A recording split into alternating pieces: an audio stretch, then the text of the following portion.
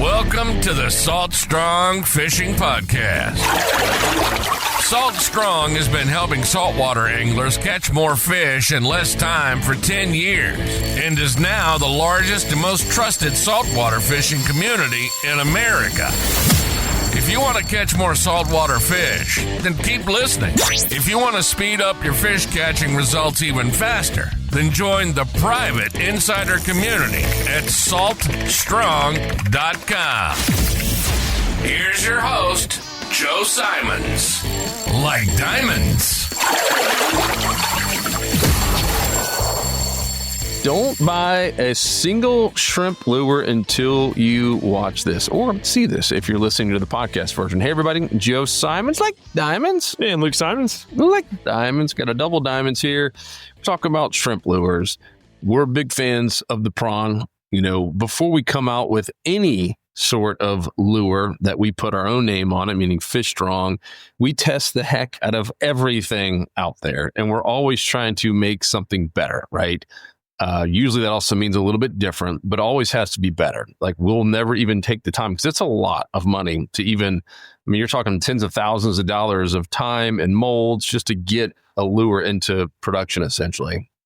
And we don't want to waste our time if we don't 100% believe this is superior to everything out there. And so that prawn was a lot of testing. That was a lot of underwater experiments. It was a lot of rigging it every different way possible. And of course, putting out in front of real fish to get strikes to make sure they couldn't resist it.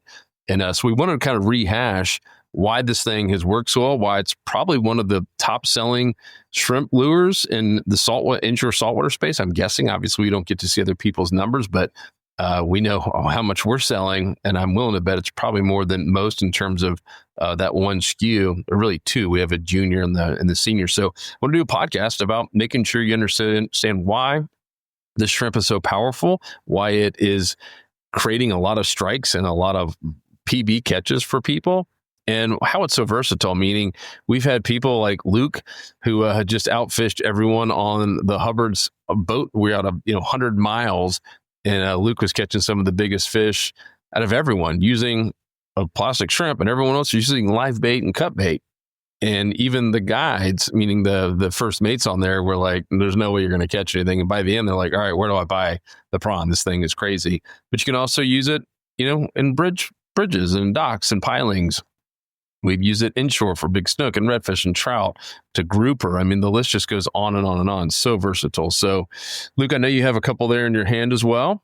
Yeah. And first, I'll just talk about just shrimp lures in particular. I used to not use shrimp profiles like hardly ever. I was all about jerk shads, but most of all, paddle tails, or swim baits, people call them, which are really bait fish imitation. And as I started using more shrimp lures, I started realizing I was catching bigger and bigger fish. And then after, obviously, while testing a bunch of different shrimp lures, this one in particular, now I think it's like 4 years old, I believe, the prawns, when we came out with them. And this one lure, I should say two, Joe mentioned we have two sizes, but most of my biggest catches are on the bigger one. But this one lure has logged more PBs for me personally, and I'm seeing members catch them all the time, but more PBs than anything else that I have. I've got my biggest snook on it. That trip offshore, I caught 6 new PBs in one day. And I'll go through the reason. First of all, everything eats shrimp, number one. But why this one in particular seems to outproduce the others is it's just so versatile. And specifically, it can be rigged weedless. It's the only shrimp lure that can be rigged weedless, if I could talk, from anywhere from 6 inches down to now it's 170 feet is the max. So anything in between that depth, we can get a good a shrimp lure that is as lifelike. It has the perfect silhouette as a real shrimp.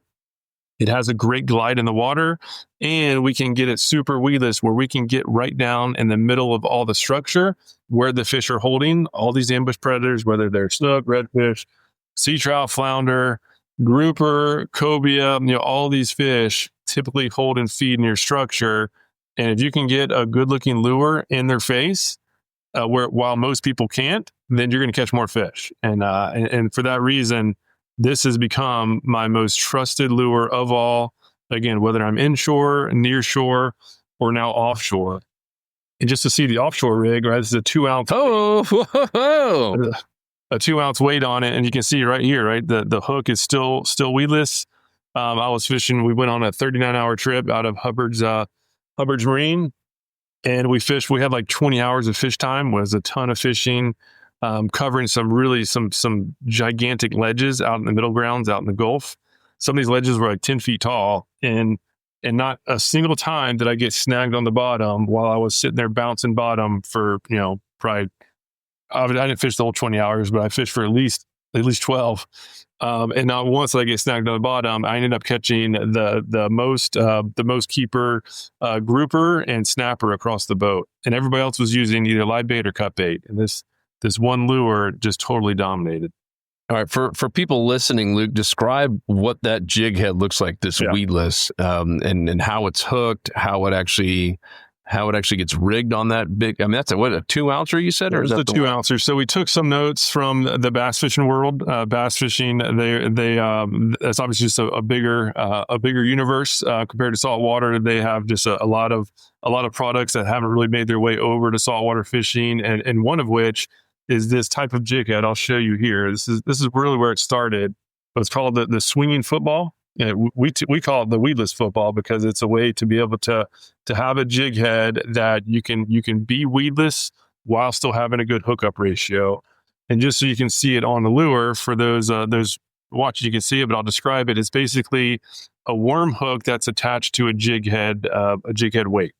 And so that jig head weight can swivel around, which is helpful once you have a fish hooked. Now this weight can pivot. It's not going to be used nearly as easily for a fish to get off compared to if this weight was fixed on the hook itself.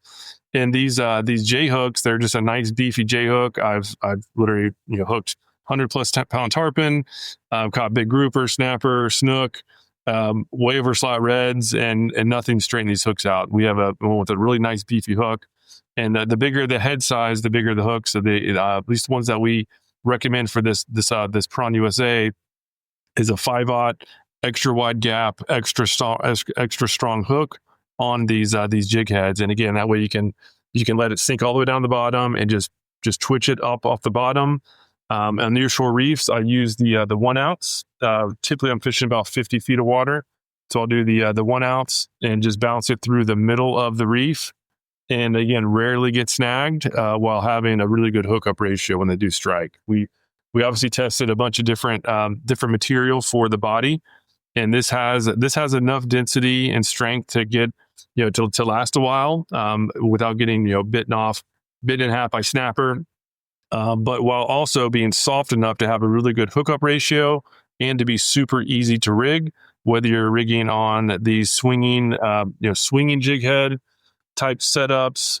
It rigs perfectly on regular jig heads as well, right? The exposed hook jig heads. If say fishing on the beaches for snook and trout, I use this type of jig head. And then when skipping up under the mangroves or docks for the shallows, we have a weighted hook. And again, it has the little screw lock on the top, and it rigs perfectly there. So, and also, and you're basically just skin hooking it like you would skin hook a worm in bass fishing. Yeah, typically I let it just rest on the top. Just this alone is very weedless, because as you're going through, right, these eyes are sitting out front. So it'll like, you say you hit a stick or something in the water, the eye's going to kind of push that hook point away, and you'll go past it without getting snagged. But if I'm like skipping their docks where I'm getting especially mangroves are incredibly good at getting snagged and not letting go. Then I'll skin hook the hook point, and now that hook point is nice and secure. Nothing will ever snag it. And then when the fish strikes and puts a little bit of pressure on, it's going to release the hook, and the hookup rate again is good. It's obviously not going to be as good as going a full exposed hook, but the advantage of being able to get bounce off of structure without getting snagged, get right in those fish's face, is well worth it. Absolutely well worth it. Most of my PBs have been on the weedless rigging, because again, a lot of these bigger, smarter fish, they're holding in that dense structure. They're not used to anything dangerous getting right there in their face, and so they don't seem to even hesitate. They just go up and hit it. Talk about the glide, because I don't think a lot of people understand the power of that. And this one is one that we obviously spent a considerable amount of time underwater. I mean, I remember, back in, it was at my house, we had our mask and fins on, just watching these things and filming them. Talk about the glide. Yeah. So, contrary to a lot of belief, a lot of people say, shrimp swim backwards. So you guys are rigging it wrong, right? We rig them from the head, and that's on purpose. A shrimp that's not scared does not go backwards. It swims slowly forwards, and it basically glides through the water. The tail's not kicking. It's all their little feet are just moving around and propelling the shrimp forward. Obviously, when they get spooked, that's when their tail kicks and they kick off backwards. So they're actually really hard for a fish to grab. Like when they kick, they don't play around. If anybody's been lobster diving, when that lobster gets spooked and it kicks off once, you better have a net behind them, otherwise the thing's gone. Mm-hmm. And the same thing is true for shrimp.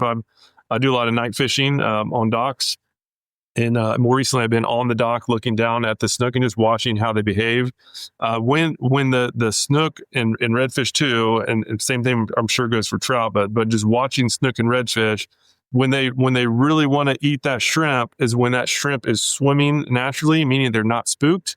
And when they miss most often, it's after the shrimp has been spooked. It starts darting around, and now it's very alert to danger. And it basically in their mind, it's going to probably require a little bit more work to catch a scared shrimp than a non-scared shrimp. So I want my lure to resemble a non-scared shrimp. So we do a glide in the water. When I do a twitch, I do kind of mimic just the shrimp bouncing off the bottom, and then let it do its glide back down, and the strike happens on the glide. The twitch up gets their attention, and that glide back down is really what gets the strikes. And I've even had situations where the straight retrieve outperforms everything else. Even while fishing some reefs, the trolling motor was out, I could only drift. And I would cast one out. I would have my spare rod and cast it out, and obviously have it rigged weedless. And I would just put it in the rod holder and just drag it. It would just be dragged along the bottom. And I've had that outfish the actual one in my hand where I'm actually doing the twitches. So I think it really just comes down to getting down as close as possible to the structure without getting snagged, and just having just a good looking shrimp profile go in front of their face, and they really can't help but to eat it. Yeah, and this profile seems to be the best one we've tried, and it's a reason that most people who buy them keep buying more, because it just keeps on working. Yeah, and another big misconception. I said there's two misconceptions in the shrimp lure world that I fell for many years, and then not until I started actually testing, where I would go out and take different lures and have two setups, the same exact rods. 3 casts on one, switch, 3 casts with the other, and do that for multiple hours. What I eventually realized is that the more streamlined single body shrimp profile works best. So meaning that we don't have the tails. A lot of these newer shrimp lures have those tails with the ridges where the tail is designed to really flex in the water. A natural shrimp, if you watch a shrimp in the water, when they're not scared, they're going in a straight line. Their body is fixed. Their tail isn't doing a big dolphin swim, right? Their tail is not moving; it's fixed. And then the other issue, the other significant con that I highly recommend against, is to use those shrimp lures that have all of the protrusions, like they try to mimic the shrimp perfectly to the human. This is just a standard issue where the lure maker is selling more to the fisherman than to the actual fish. And they put every single leg of the lure, or of like a natural shrimp, on the lure. So these legs are now hanging down. They're wind resistance for casting, so you can't cast nearly as far, and their drag in the water to make sure that glide doesn't go natural. Right, a shrimp is not held back from its legs naturally. The legs are actually what's propelling them. And having the more streamlined shrimp profile, no legs, no tail that's segmented, just a nice streamlined body that generally gets it fools the biggest fish most often. Obviously, the smaller fish, I'm sure, doesn't really matter. But if you really want to go out and get those trophies, this single profile seems to outperform everything else.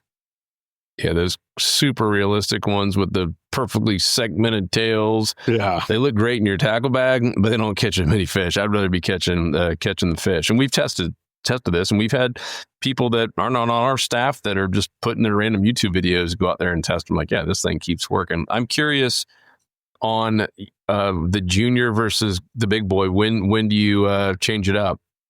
Yeah, so the junior one, the junior's 3.5 inches. I'll just kind of put them together for those watching. The junior up top is 3.5 inches, and then the original is 4.3 inches. So the same exact shape, just different size. And obviously, we have the same type of rigging for the smaller version. As far as when to use which, the bigger one just seems to help catch the biggest fish. The smaller one catches the most fish. So if I'm taking somebody new fishing and just want to go out and just get some action, I'll take the junior and like go under a bridge, like whether down to the Keys where the water's crystal clear. Like we were actually catching a permit and all sorts of fish, mangrove snapper, just everything eats it. And when you go to the smaller profile, now you start opening the door to mangrove snapper. We got get pompano on these things. Even sheep's head will hit them. So it's really about number one, matching the hatch. In some seasons, just everything small. And that's what you need to go with. But most of the time, both of them work. The smaller one will get the quantities, and then the bigger one will just simply weed out some of those smaller fish. And if I'm skipping lures, if I'm skipping up under mangroves, I'll almost always use the bigger one because it just skips better. It has more mass. It has bigger, flatter sides. And so this original on the Haas Helix hook is phenomenal. It skips nice and true, and then when it does land, it has just a nice glide. You can hang in that. You can take it a nice slow retrieve and spend as much time as possible in that main strike zone, which is up under the mangroves. That's where most people can't go. That's what, if you can skip well with a good lure like this up in the shallows, you can outfish live bait guys because they cannot get their live baits up under there. They're going to get snagged. But if you can get this lure 5 feet deep or even further, then game on. It is absolutely deadly. Same for under docks. Yep. And all of this, everything Luke's talking about, we'll make sure to mention the exact jig head names and stuff so you can find, but it's only at fishstrong.com. That is our online tackle store, and insider members save 20% off, sometimes more. We have some bundles where you can get some of this stuff, 30, 40, even free sometimes. We do our little bundle specials, but that's all at fishstrong.com. If you're a member, make sure you're logged in, and you'll automatically see those savings to you. And so talk about the different jig heads. Haas is the brand who makes these weedless hooks and jig heads. Yeah, so everything from Haas, it was all the Haas products originated by being custom for this prawn. So these Helix hooks are perfectly designed for the prawn lures. The 4/0 was designed for this original. And then we have a 3/0 size for the junior, right? Same exact setup, just the 3/0 fits it the junior perfectly, 4/0 the original. And then we have different weight sizes. There's from weightless to 1/16. This is 1/8, which is most popular. And we also have 3/16. Obviously, the weight will just control the depth. And then if you want to go to non-weedless, we have the football jig heads. We're really if you're only going to be using the shrimp lures, the football shape is the ideal jig head because when it does hit bottom, it's going to stay upright. You don't want to have that lure tumbling like around on the bottom. So that football is going to help it stay upright. It's going to hit bottom, stay there, look like a real shrimp sitting on the bottom. And then when you twitch it, again, it has that nice glide. These are called the Haas football jigs. Very descriptive, right? Nothing. We're just trying not to confuse people, make it as easy as possible. Then we have the different hook sizes. The 4/0 size hook is ideal for the original, the bigger one, and then we have a 2/0 size hook for the junior. And this is what the junior with the 1/4 ounce jig head on a 2/0 hook is extremely good under bridges. If the bridge is anywhere from 10 to 15 feet deep, it'll have a nice glide down to the bottom. It can make it down to the bottom. But if you're going after like permit or yellow jacks down to the Keys, you can basically work it mid-depth and get all sorts of species, including Spanish mackerel.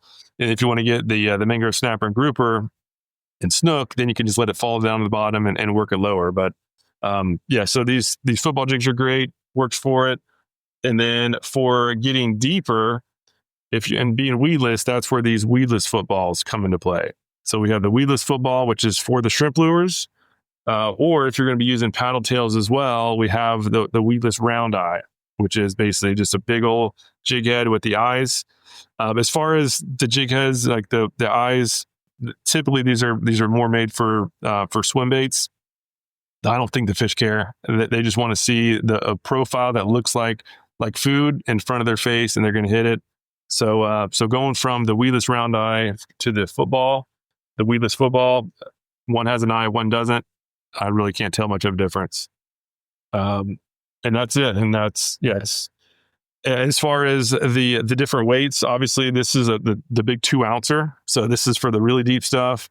And we have every weight in between, and we have a rigging guide just to make it as simple as possible. We have a rigging guide that goes through for each profile of the prawns, as well as our other lures. Like we sell, like the mulligan paddle tails, but for all of our lures, we have one column for the lure, and then a column for all the jig heads, and it gives a green for the ideal option for each depth. And there's a section for when you want to get weedless, right? Which is when you want to be super tight to structure, and you're okay with missing a couple strikes without the risk of getting snagged every cast.